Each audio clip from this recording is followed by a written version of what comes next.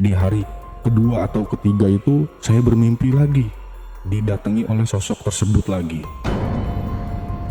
Dan dia juga berbicara kepada saya. Dia bilang seperti ini. Mana janjimu?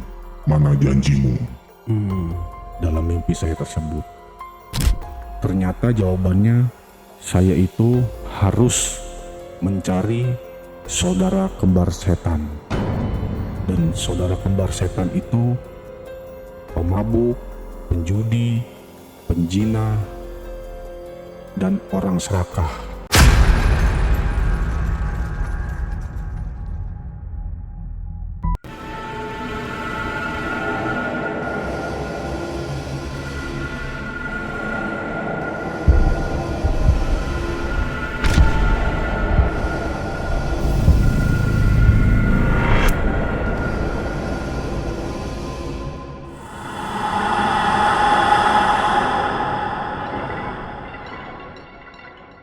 Assalamualaikum warahmatullahi wabarakatuh. Ketemu lagi dengan saya Ale, host Jejak Backpacker.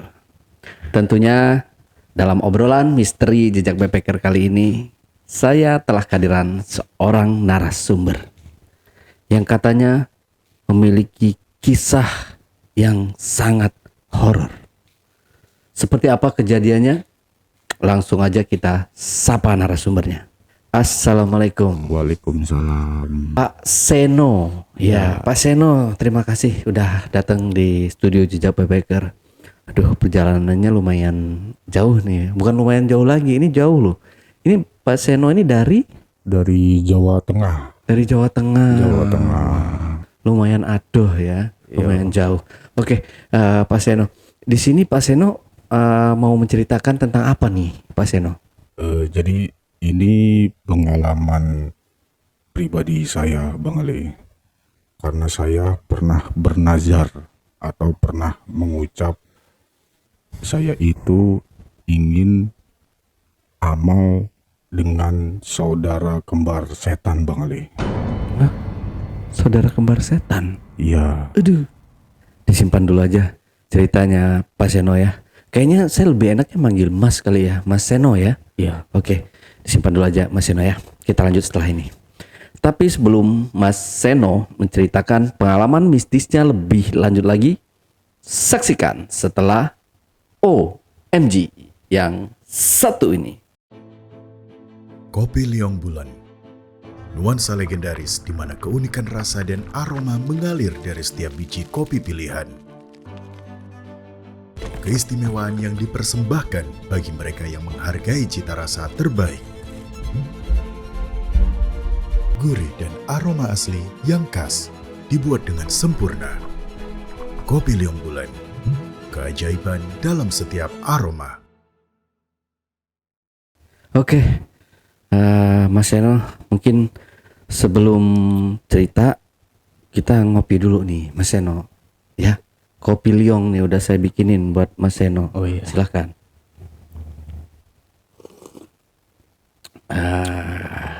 Alhamdulillah. Oke, nah udah enak kan, mantep ya kopinya. Jadi melek. Iya. Oke, Mas Seno. Nah, di sini kan mungkin teman-teman di rumah banyak bertanya-tanya ya. Mungkin sebelum postingan kita yang sebelumnya, video-video kita yang sebelumnya ada beberapa narasumber juga yang menggunakan penutup wajah, dan itu memang ada berbagai macam alasan gitu mereka menutup wajah mereka. Nah, untuk Mas Seno sendiri ini kenapa nih minta untuk disembunyikan identitasnya? Iya, karena ini merupakan kisah pribadi saya dan ini juga pengalaman yang mungkin belum pernah saya alami selama hidup saya. Karena saya itu benar-benar menantang atau mungkin bisa disebutnya melawan kodrat dari Tuhan, Bang Ali. Oh, oke. Ya, mungkin ya dari sini teman-teman bisa difahami ya kenapa Mas Seno ini mau menggunakan atau memakai penutup wajah. Ya, biar menyikat waktu kita langsung aja kali Mas ya. Iya, saya. Oke, silakan Mas Seno. Kisah ini pengalaman saya pribadi. Itu di tahun pada saat COVID-19 2020-an. 2020. Saya itu dipecat dari pekerjaan saya. Dan saya juga di situ carut marutnya keluarga saya hancur, pekerjaan saya nggak punya, pokoknya dari titik nol. Nah di situ ya mungkin saya sebagai seorang muslim, saya memintalah kepada Tuhan untuk berusaha bertahan hidup, untuk mencari pekerjaan ke sana ke sini, melamar pekerjaan satu dengan pekerjaan yang lain, dari pekerjaan yang halal sampai pekerjaan yang haram pun saya juga belum dapat. Nah, sampai saya itu melakukan istilahnya apa yang diperintahkan dalam ajaran agama saya yang Bang Ali, yang saya anut. Mungkin saya puasa atau mungkin mendekatkan dirilah dengan yang maha kuasa. Sampai di titik jenuhnya itu saya kemana-mana, nggak dapat pekerjaan, saya dikucilkan oleh teman-teman, dijauhi oleh keluarga. Saya sampai berpikir, kok saya serendah ini hidup saya gitu. Atau mungkin saya berpikir, atau memang Tuhan nggak berpihak kepada saya atau seperti apa. Bahkan saya di situ sempat ingin berusaha untuk bunuh diri. Sampai ya saya mungkin nggak jadilah, karena kan ada beberapa faktor yang menyebabkan saya nggak jadi seperti itu.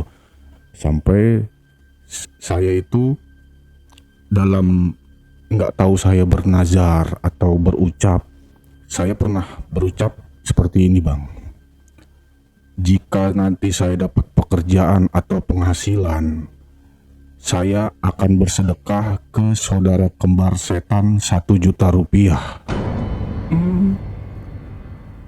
Karena saya di situ sudah bingung Bang. Bingungnya kok Tuhan itu nggak mengabulkan doa saya, atau mungkin sayanya yang kurang mendekatkan diri atau gimana. Nah, di situ saya itu berucap seperti itu. Dan ucapan saya itu setelah saya sholat maghrib.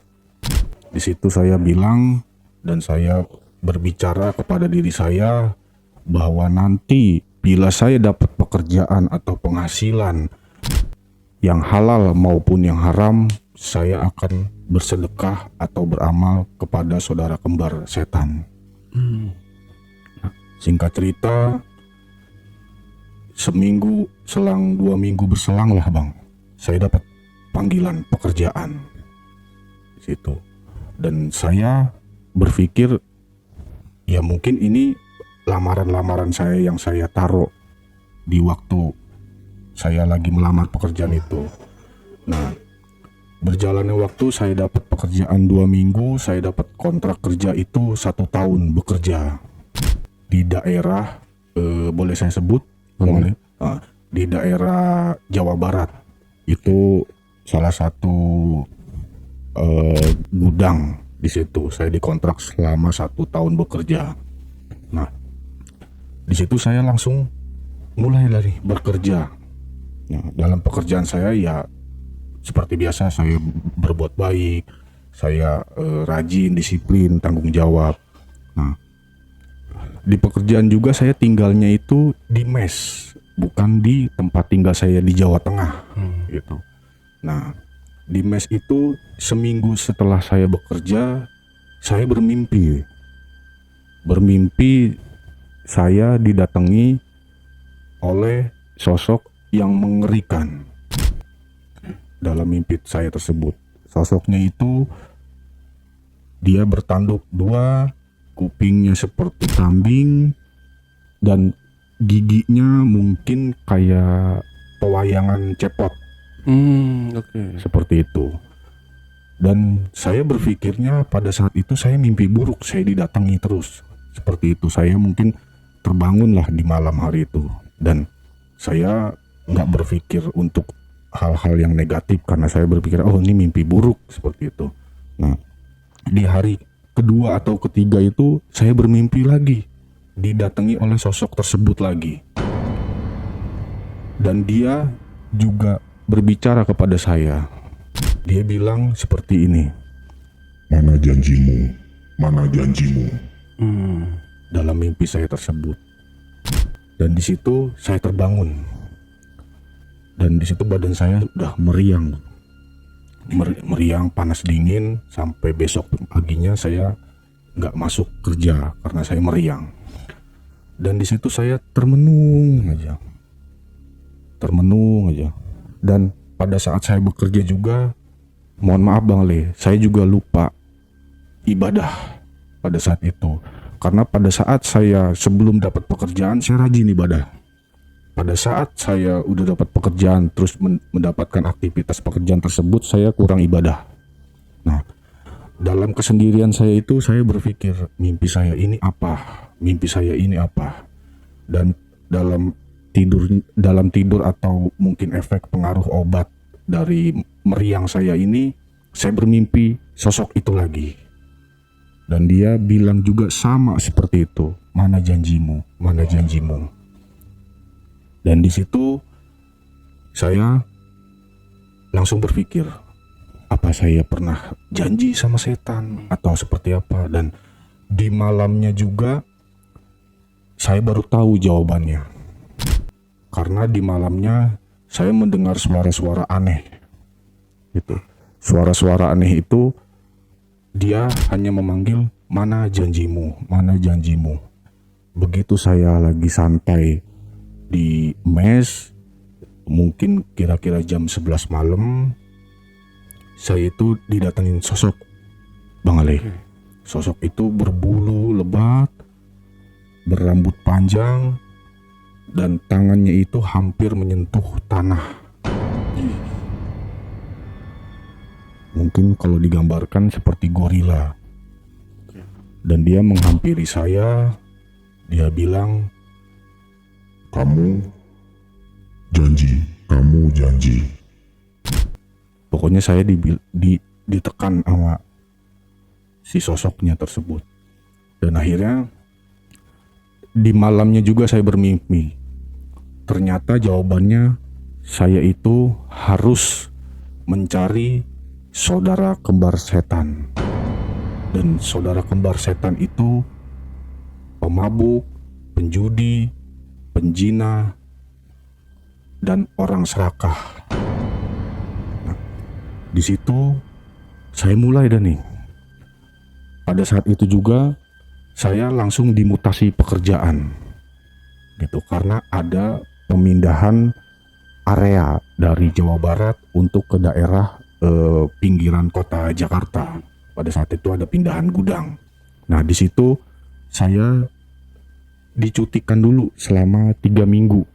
Nah, di situ saya mulai dah nih mencari siapa nih saudara kembar setan. Nah, di situ saya kenal lah dengan pemabuk. Saya kenal sama pemabuk.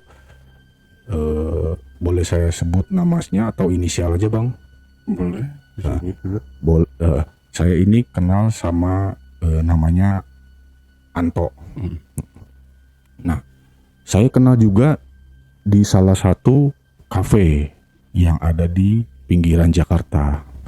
Saya kenalan sama Anto ini. Dia ternyata pemabuk keras. Jadi peminum hebat lah. Akhirnya singkat cerita saya tuh berteman baik dengan si Anto ini. Dan di satu kesempatan juga saya itu melakukan perjalanan. Maksudnya ingin mengenal lebih jauh nih si Anto, saya dan salah satu temannya Anto, teman-teman dekatnya si Anto. Dan saya itu istilahnya pesta lah. Pesta itu di salah satu wilayah di Bogor, Bang Ali, di Puncak. Nah, di situ saya melakukan pesta. Pestanya saya juga bukan pesta yang meriah, bukan, hanya untuk pesta ya mabuk-mabukan lah seininya anak muda gitu. Nah pada saat itu juga saya mabuk-mabukan dengan si Anto, teman-temannya si Anto, mungkin ada 4-5 orang gitu kan. Dan saya di sana itu touring, istilahnya motor ya, pakai motor ke puncak itu. Nah di situ saya bilang nih sama si Anto, bro, lu udah kenal baik sama gua, kita mungkin sudah berteman atau mungkin ada kesamaan nih. Lu suka minum, gue juga suka minum, walaupun gua sedikit gitu. Tapi boleh nggak gua amal sama lu? Maksudnya gimana bang? Gua mau amal sama lu 1 juta. Buat gua bang? Iya. Ya udah, mana sini uangnya? Nah, dia juga bertanya, maksud lu apa bang? Kok lu ngasih uang ke gua 1 juta rupiah? Nah, saya bilang lah ke Anto ini. Dan saya bilang juga pada saat saya kondisi mabuk, dia kondisi mabuk bang. Nah saya bilang lah sama si Anto, bro, gua pernah bernazar atau pernah ngucap kalau nanti gue diterima bekerja, gue akan amal sama saudara kembar setan, yaitu pemabuk, sama seperti lu. Di situ saya berantem bang sama si Anto ini. Saya main pukul-pukulan sama Anto. Dan saya dipisahin sama temennya Anto. Ya mungkin mereka ini, teman-temannya Anto ini berpikir, oh ini efek dari miras. Ternyata setelah dijelasin sama Anto, dia jelasin ke temennya, gua nggak mau ya, walaupun gua pemabuk, walaupun gua bejat, tapi gua bukan saudara kembar setan. Kalau lu mau beramal, jangan sama gua. Sampai saya itu berantem bang sama si Anto. Nah, singkat ceritanya, karena situasi mulai memanas, saya disuruh pulang duluan nih bang, sama teman-temannya si Anto. Lu lebih baik pulang bang, pulang, daripada nanti ada keributan setelah ini gitu kan. Saya pulang lah. Paginya saya nyampe rumah, saya ditelepon sama rekannya si Anto. Teleponnya begini, bang, iya, lu semalam ada keributan apa sama si Anto? Emang kenapa? Si Anto ngalamin kecelakaan di puncak. Dia jatuh dari motor, kakinya patah. Nah di situ langsung lah saya bilang, ya udah nanti gue jelasin di rumah sakit. Sekarang posisi Anto ada di mana?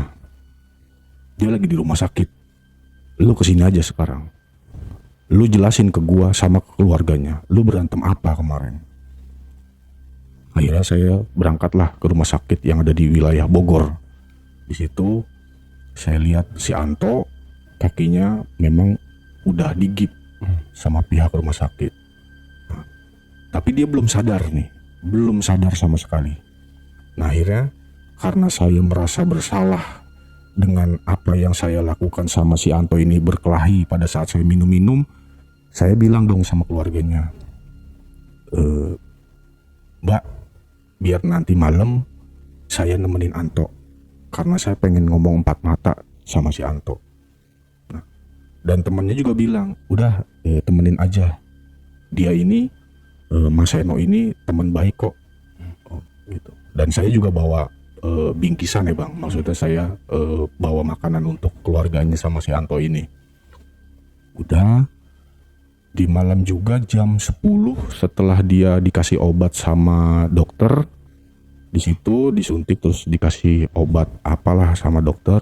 Nah, di jam 11 malam ini bang, saya jadi posisi si Anto ini kan pasien yang apa sih namanya, rawat inap ya, dan di depan itu hanya Anto, kamar itu ada 4 kamar bang diisi. Jadi kamarnya 2 di depan, di depannya 2, jadi ada pada depan 2 gitu. Dan yang si Anto tempatin ini tepat di pinggir pintu. Nah, satu pasiennya lagi di depan tapi deket kamar mandi, toilet gitu kan. Nah, di jam 11 malam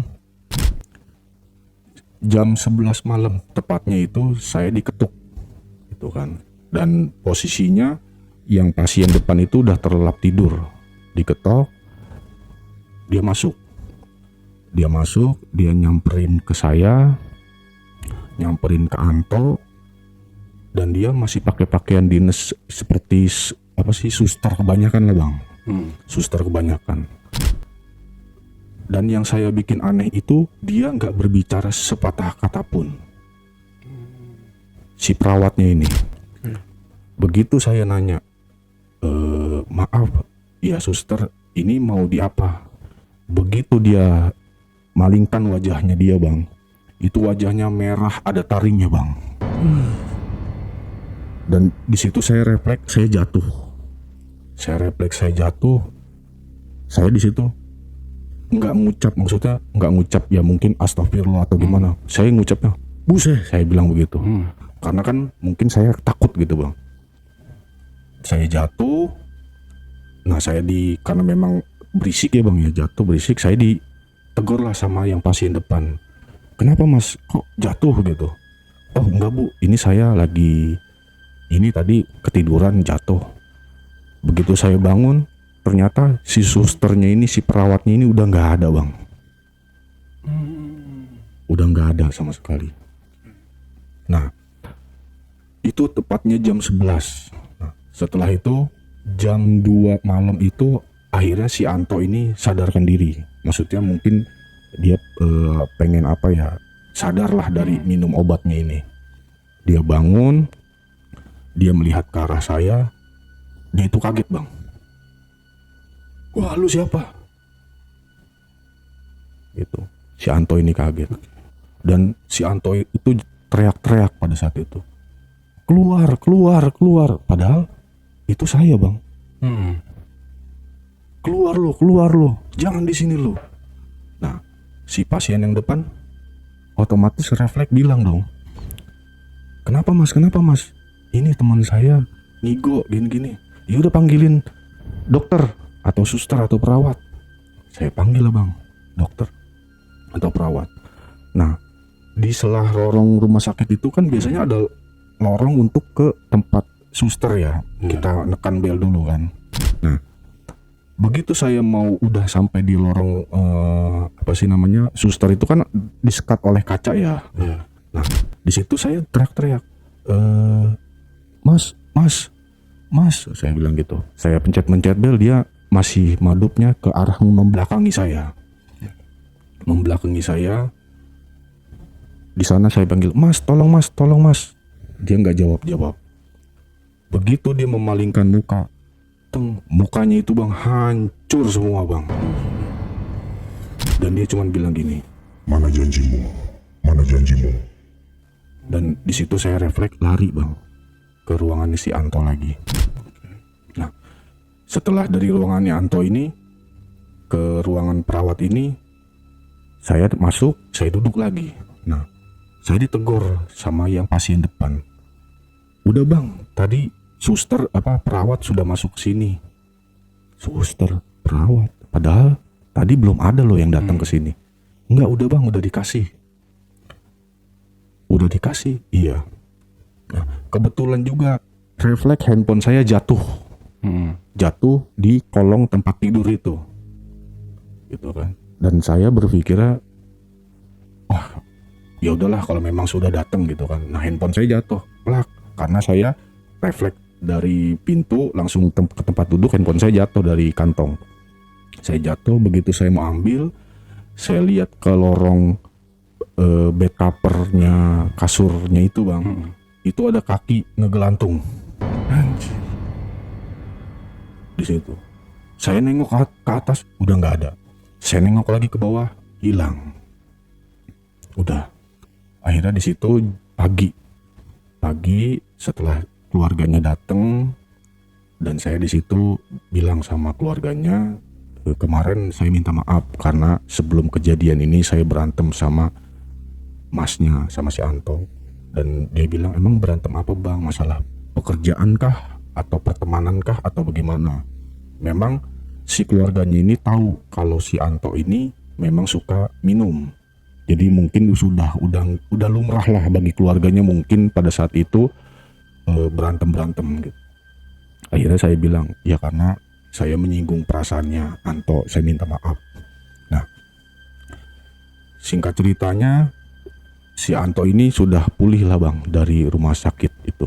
Nah, di situ saya berteman baik lagi sama Anto, dan di situ saya belum menemukan nih uang yang 1 juta yang saya mau amal ini, saya belum menemukan ke siapa. Ternyata si pemabuk ini nggak mau nerima. Nah, malamnya setelah saya udah berpikir seperti itu, saya bermimpi lagi. Sama didatangi oleh sosok seperti itu.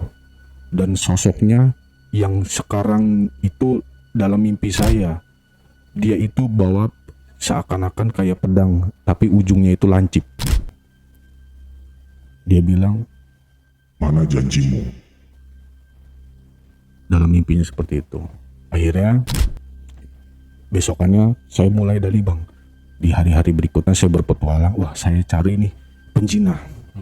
Gitu kan. Akhirnya siapa sih penjina? Sekarang ini kan penjina ini, maksudnya pelaku penjina ya bang. Mungkin ada di aplikasi ijo, atau mungkin ada di, ya mungkin di tempat-tempat yang plus-plus seperti itu. Dan endingnya saya dapatlah si penjina ini, si lawan jenisnya ini dari aplikasi ini. Begitu saya check in dengan perempuannya, ternyata di foto dan aslinya benar-benar sama. Sama, cantik, seksi, mulus, putih, ya sepil saya juga gitu kan. Nah, begitu saya melakukan hal yang berzina itu, dia, si wanita ini kayak kesurupan bang. Dia ketawa aja bang.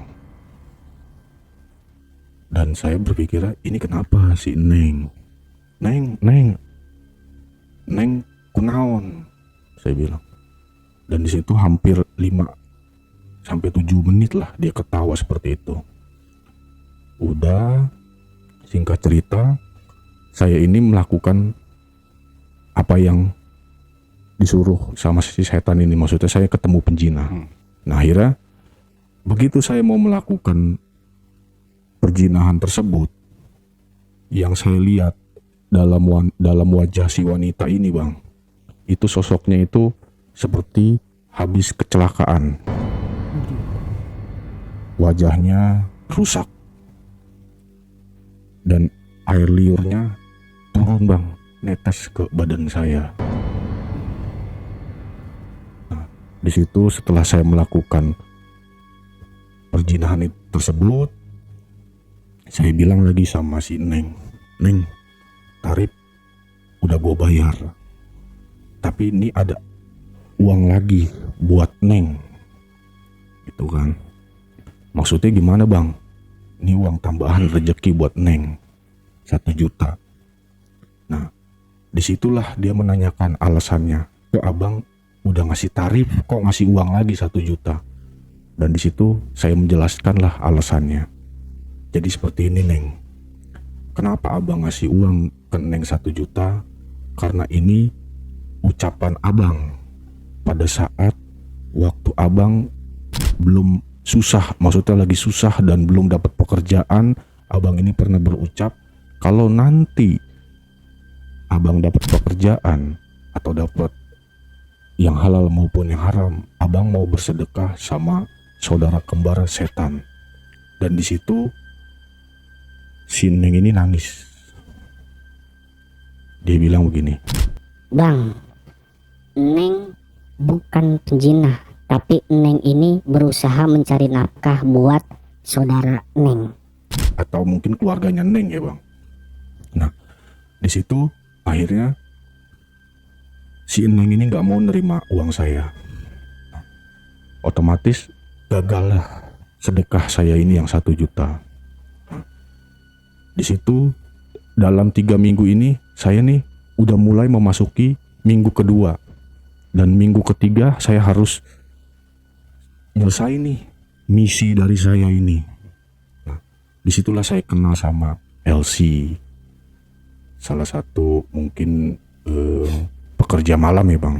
Di situ saya kenal sama perempuan Elsie, dia pekerjaannya, dan saya mulai intens nih bang, intens deket sama si tersebut, dan istilahnya bisa dibilang kita berpacaran bang.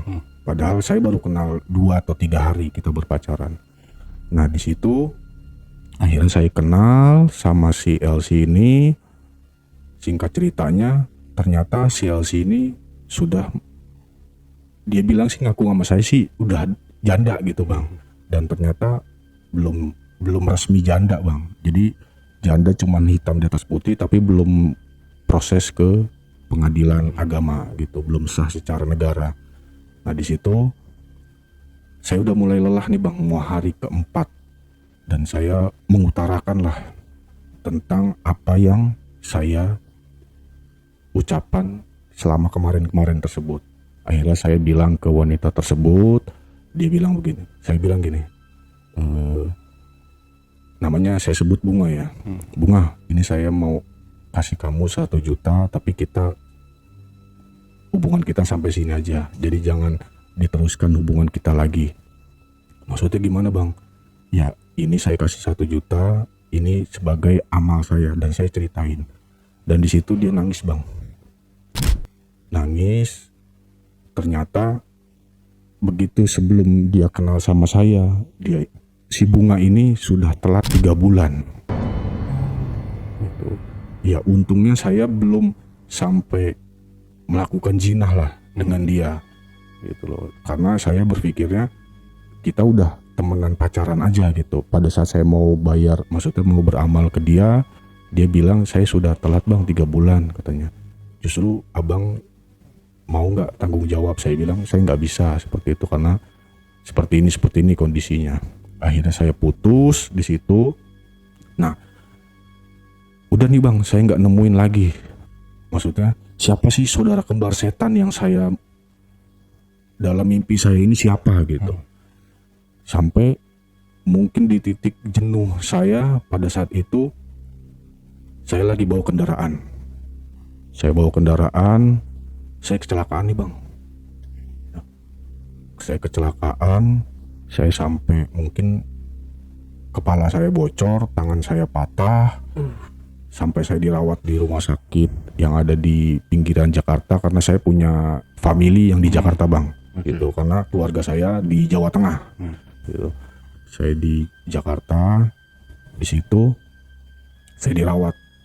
Kalau nggak salah itu 5 hari perawatannya, gitu. Nah, saya dirawat 5 hari. Nah, ini bang kejadian mistisnya yang paling saya takutin. Begitu saya dirawat, saya kecelakaan, saya nggak sadarkan diri. Malamnya itu saya didatengin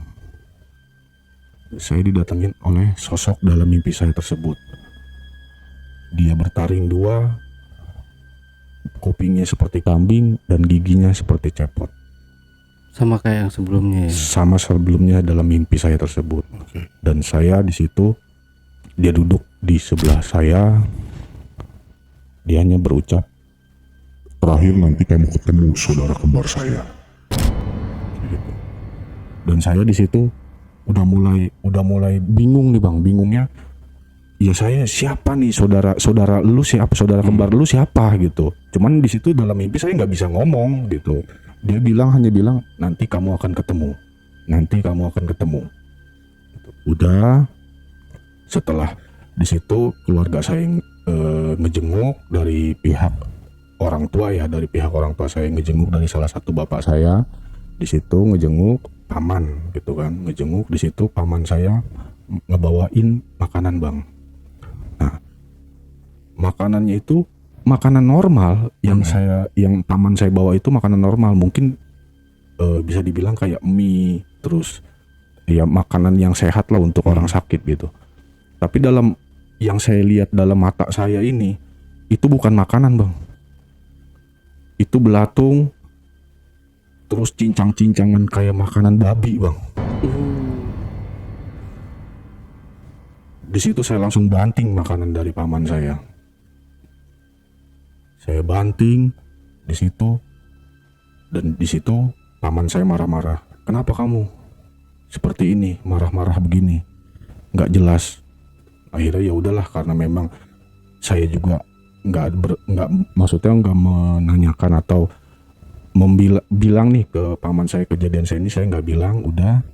Nah malamnya saya itu kan dirawat cuman 2 orang nih. Jadi awalnya saya sendiri. Nah begitu malamnya ternyata ada pasien datang dan letak kamarnya saya dekat jendela. Karena kan saya cuman 2 kamar, jadi 2 bed tidur, di depan 1, di sebelah depan saya 1 gitu, saya sini di kanan kiri lah gitu, pintu di tengah. Nah udah ada pasien masuk pertama, terus dibawa, dia cewek bang,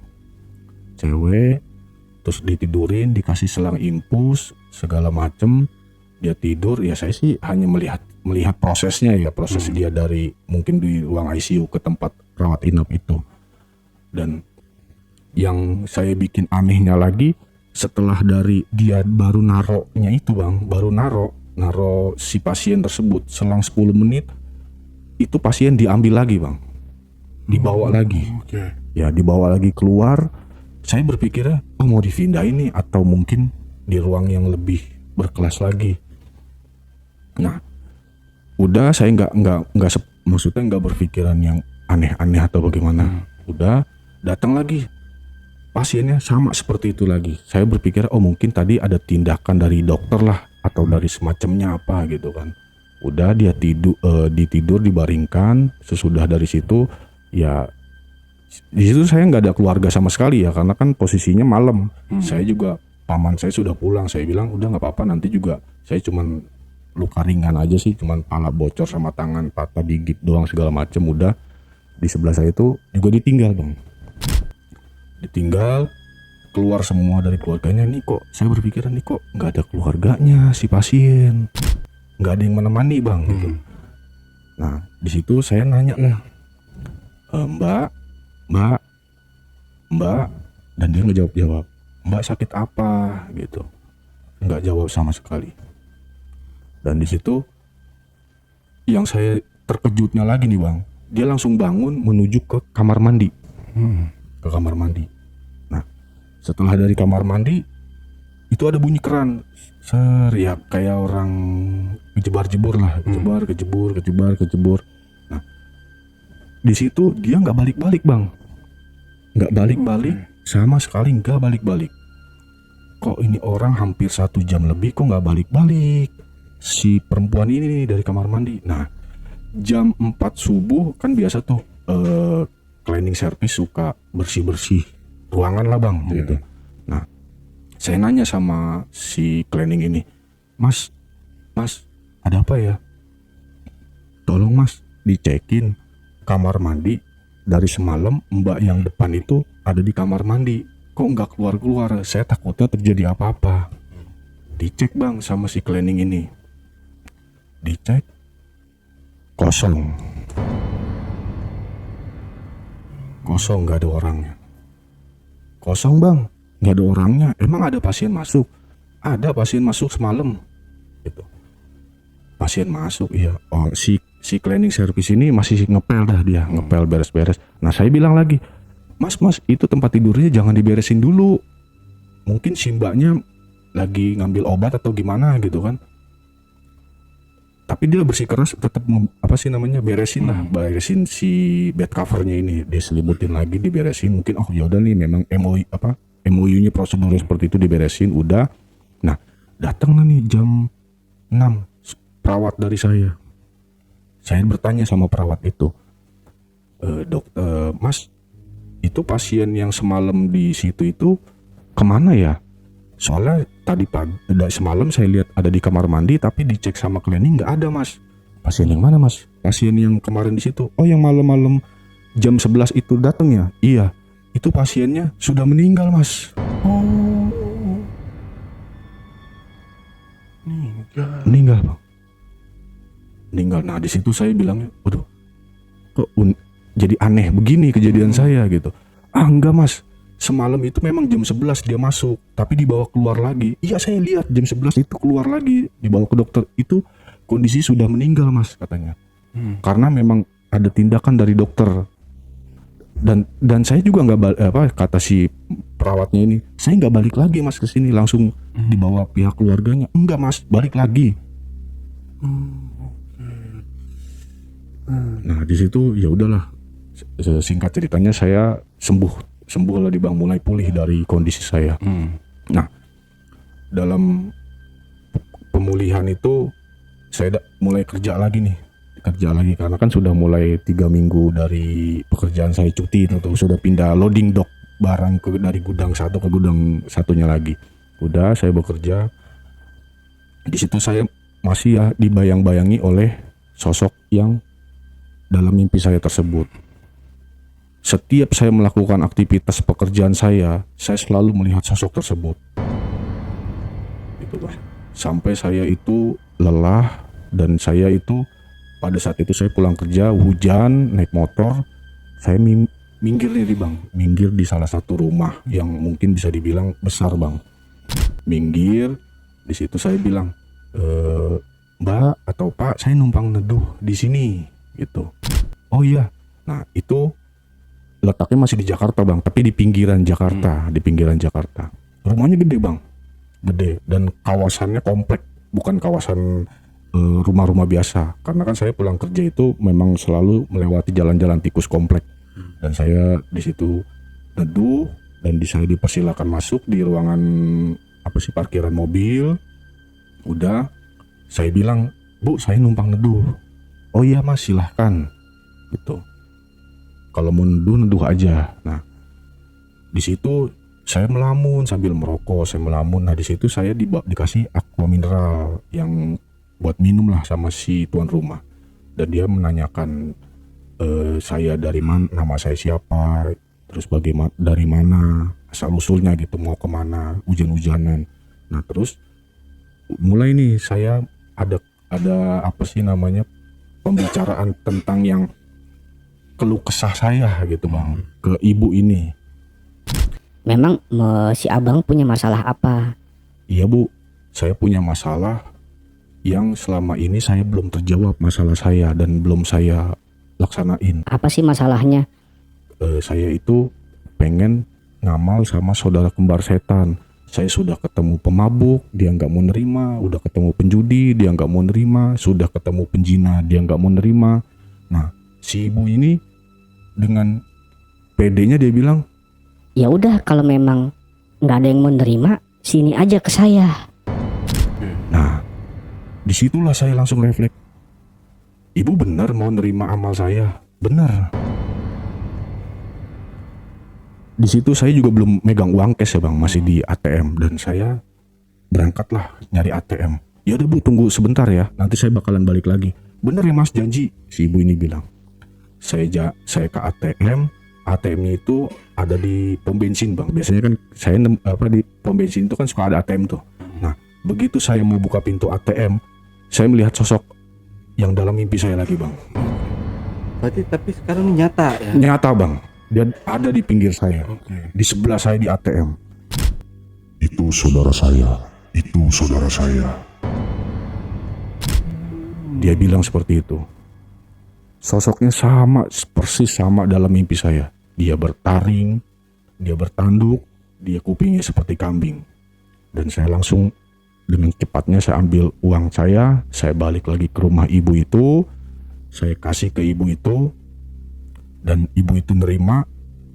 Saya dikasih air minum lagi. Udah nih buat mas, buat pegangan di sana, buat pulang. Bu, terima kasih, kita sama-sama terima kasih ya.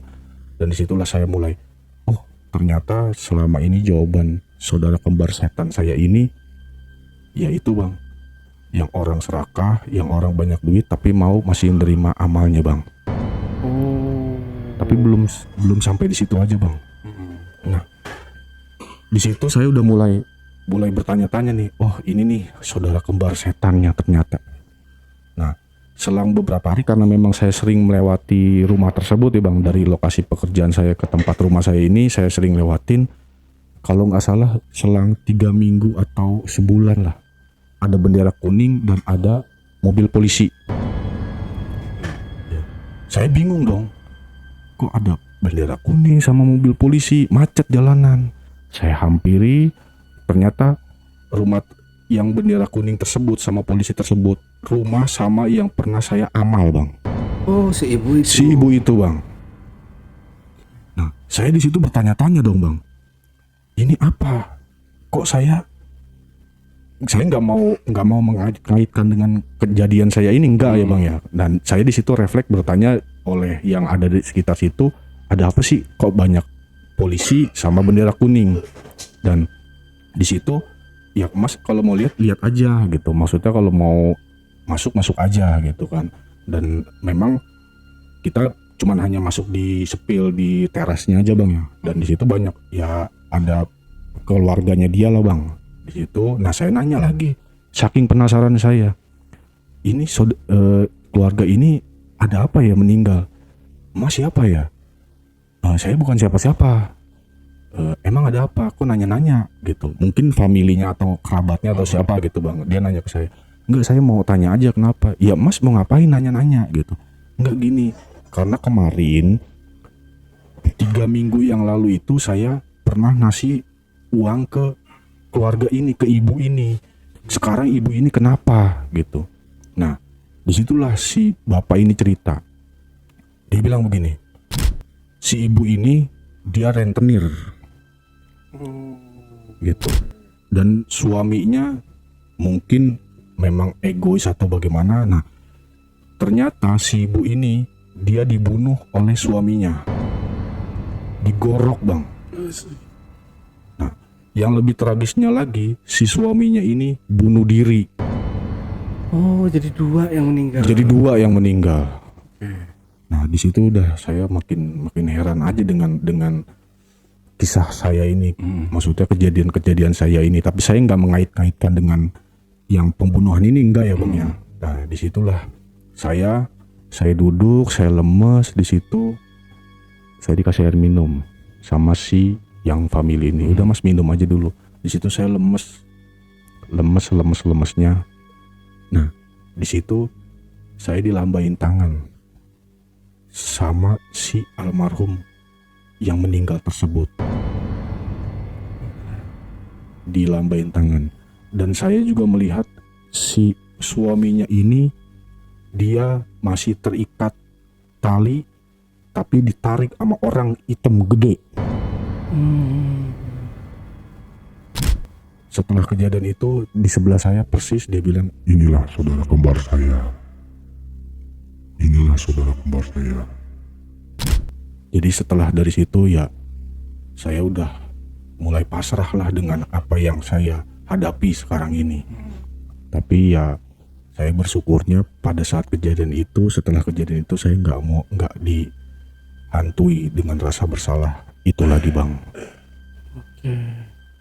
Berarti ini si yang berwujud yang apa namanya kayak Taring cepot taring cepot sama bertanduk. tanduk itu, ini siapa sebenarnya dia ini? Ya mungkin bisa dibilang iblis kali, Bang. Iya. Karena pada saat itu saya sudah udah buta mata saya, Bang. Mata hati saya ya, bukan mata saya. Mata hati saya udah buta.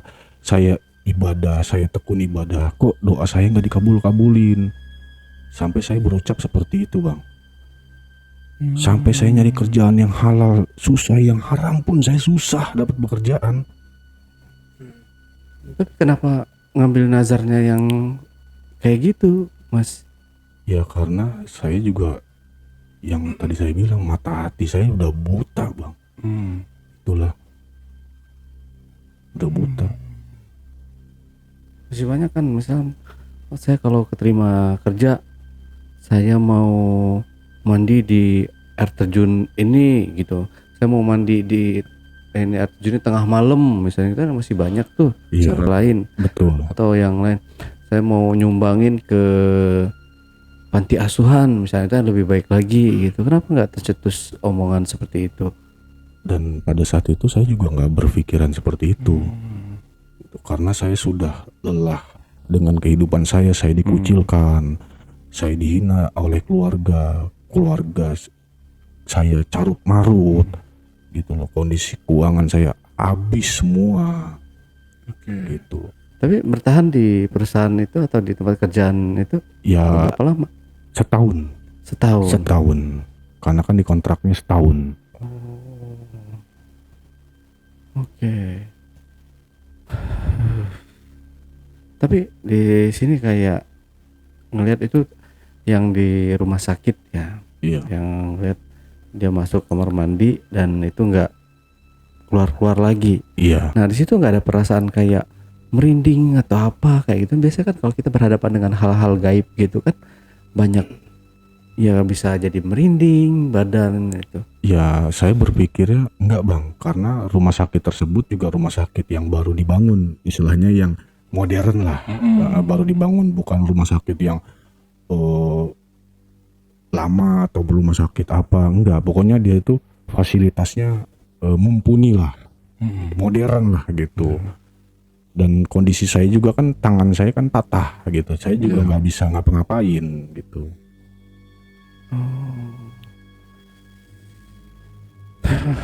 Oke, kalau gitu Mas Seno, terima kasih buat waktunya. Ada yang mau ditambahkan lagi Mas Seno mungkin kira-kira? Ya, makasih Bang Le. Jadi saya hanya ingin menitip pesan kepada yang mungkin pada saat ini terpuruk lah Bang, gitu. Istilahnya jangan kita itu sampai sirik Bang. Nanti imbasnya itu wah kemana-mana Bang. Teror, terus juga kejadian aneh, menyeramkan gitu. Itu aja sih Bang. Dan satu lagi, hidup adalah sikap yang saya ambil. Ya hidup saya ya seperti ini, ya saya jalanin aja Bang gitu. Oke, Mas Seno, terima kasih buat waktunya. Oke, teman-teman semua, itulah tadi obrolan misteri jejak backpacker bersama narasumber kita, Mas Seno. Jangan lupa untuk selalu support channel YouTube Jejak Backpacker, subscribe, like, komen, dan share sebanyak-banyaknya video-video YouTube Jejak Backpacker. Dan buat teman-teman juga yang punya pengalaman menarik dan ingin menceritakan langsung di studio Jejak Backpacker, teman-teman dapat menghubungi admin melalui nomor WhatsApp di 0858 47683 atau di 0852 1234 5683. Wassalamualaikum warahmatullahi wabarakatuh. Oke, Mas Seno, terima kasih buat waktunya. Silahkan dihabiskan kopinya, Mas Seno. Iya, makasih Bang. Sampai jumpa.